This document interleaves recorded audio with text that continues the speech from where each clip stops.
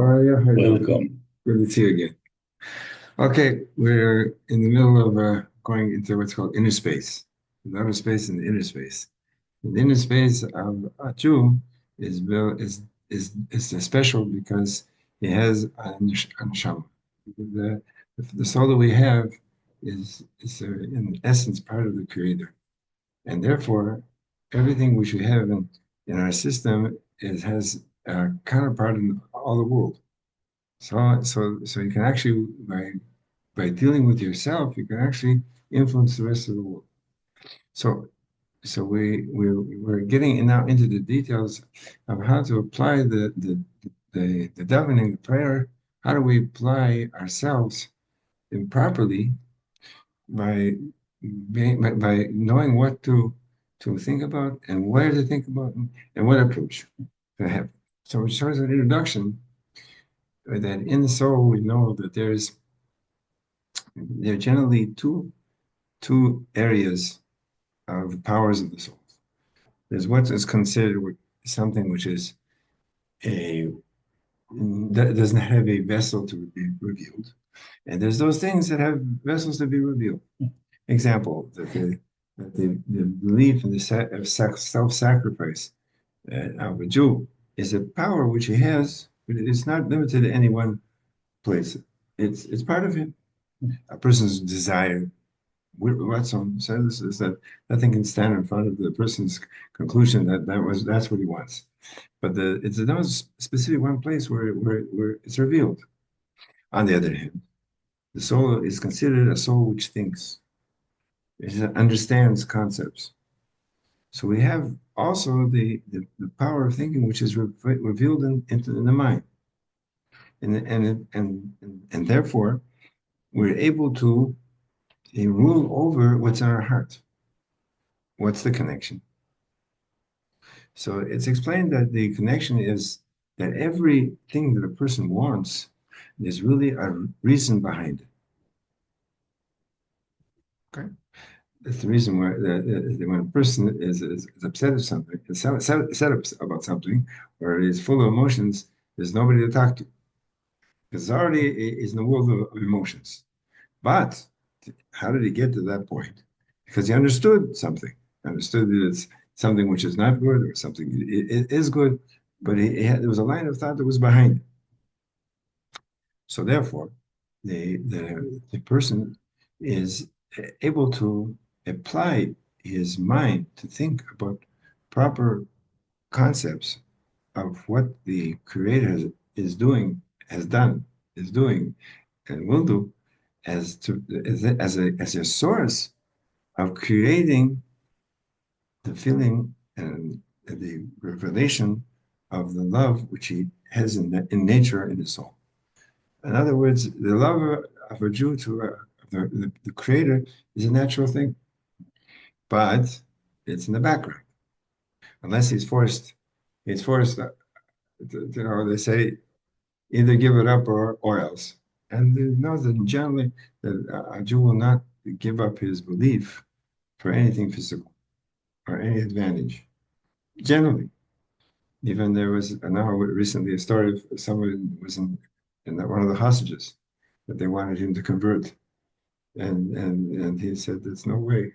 That's I'm a Jew, and that's the way it's going to be." So there's the power, but it's a power which is hidden.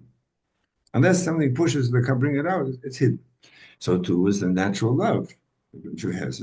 It's hidden, but through the fact the person thinks the proper thoughts during the process of prayer, so then he can reveal it. As we spoke now, that the first part of the prayer is talking about from what's called Hodu, is a part where we think about the greatness of the Creator in a way that we don't understand. As know that in the soul, there's the level of what's called Chokhmah, and then there's Bina. Chokhmah is the wisdom, is the things which he understands, even though he understands he knows it's true, even though he might not be able to explain it. And the level of Bina is when the thing which he understands becomes understood and able to communicate to somebody else.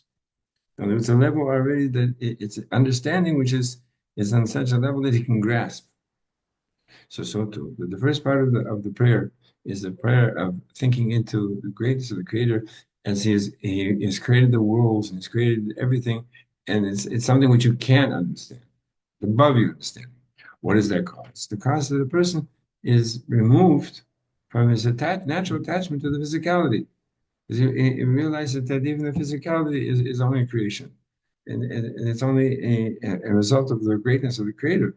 So is amazed, as we spoke before, about the concept of a person sees a magician.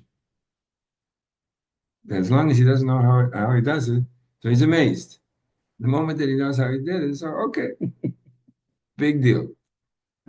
So the first step is that we have to create a situation of big deal. Wow, look what's going on. And that causes that the animal soul becomes removed from its attachment to the physicality as being what it perceives as the reality, right? A person wakes up in the morning, his body is a reality. This is the reality that he sees. He does not see the reality that he has a soul. So therefore, the process is to bring the soul into focus, and not only the soul in focus, the expression of the soul is the love and the reverence that he has to the Creator. Okay, so that is the first step. Then afterwards, we're going to get into another step, which is, which I say years ago, or could be even today, when they make pottery. So they have something that goes around and around. On top they put the clay. You put your hands on the outside, and it makes a general form. And then you have to put your hand on the inside, and then it starts making a form in the inside. So but that's what's called also in spirituality. That there's a creating of a vessel on the outside, and then there's a creating of making it a proper vessel to receive on the inside. The creating on the outside is the wonders of the Creator, as you don't understand it, and the creating of the part of the inside is using your understanding now to understand why that you should be connected with the Creator. And therefore, that's why that we go into, after the Baruch, after the second part of the prayer, we go into talk about the service of the angels. That the angels are creations which they have understanding, and they have feeling, and they have a perception of the greatness of the Creator. And there's those angels that as soon as they grasp a concept, they just want to be reabsorbed in their source. And there's those angels that they realize that they can't do that. So they call out that the Creator should reveal Himself in the lower levels. He should be revealed in the lower levels. This is the difference in the generally two kinds of, even though there are many different kinds of angels. And therefore, when we're thinking into this, we understand that these angels have perception and the understanding. And what are they doing? They're just praising the Abishter. And therefore, we can turn to our animals and say, and you know what? You also have that same source. You also have that potential. Okay. And then afterwards, that's the first step. We can, so to speak, to convince that in an understanding way that the animal soul can also have appreciation of the. Then it comes to the closer to the Shema. There we start to talking about how the Hashem has chosen us, and how much He loves us, and how much that we're different, because we understand that there's nothing else but the Creator. It's interesting. It says that when Yosef Tzaddik uh, was in Egypt, so he spoke all the languages, like Pharaoh spoke languages, but the one language that Pharaoh couldn't understand, that was Lashon Kodesh. So I was thinking there could be that's the reason. The reason is that since he didn't have a Jewish soul, so he didn't have the concept that there's nothing else but the Creator. He didn't understand such a concept. Right? So, but we do understand such a concept, and our soul it understands that. Even though our animal soul could say that he could agree with it, even though he couldn't understand it 100%, because in the end, I'm also here. But the soul of the Jew and the source, since it's united with the Creator, so therefore I understand there's nothing else but the Creator. Therefore, we can come to the point of saying Shema Yisrael, Hashem Elokeinu, Hashem Echad, that there's nothing else but the Creator. And therefore, Since there's nothing else for the creator, so therefore the result is that I have to show my love and my appreciation and my devotion and my reverence to the creator. And so that's what comes after the Shema. As we say that generally, you could ask the question, how does it come? How is it that because the person has understanding, so that it could come to the emotions? So you know that the world of understanding and the world of emotions are two separate worlds, right? The person is an intellectual. It's sort of like a computer. Right? You can ask Chat today how he feels today, and he'll say, "I don't have a connection with emotions." Right? Okay, so how can we say that our understanding connects in with our feelings? So there's a sense that in our souls we have another power. The power is called Da'at. That is the power which connects my understanding to my world of emotions. That means that in every concept there is a conclusion. Is it good or it's not good? And this is the part of a person's soul that he can sense. You tell me, you can tell me a concept, but then the question is, what does it have to do with me? So then there's a part called the das, which feels the concept and understands the application. How does it mean to my life?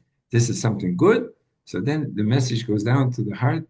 This is good, and the fact that in the mind wakes up the concept that this is good. So then the heart also picks up the same concept because they're resonant frequency.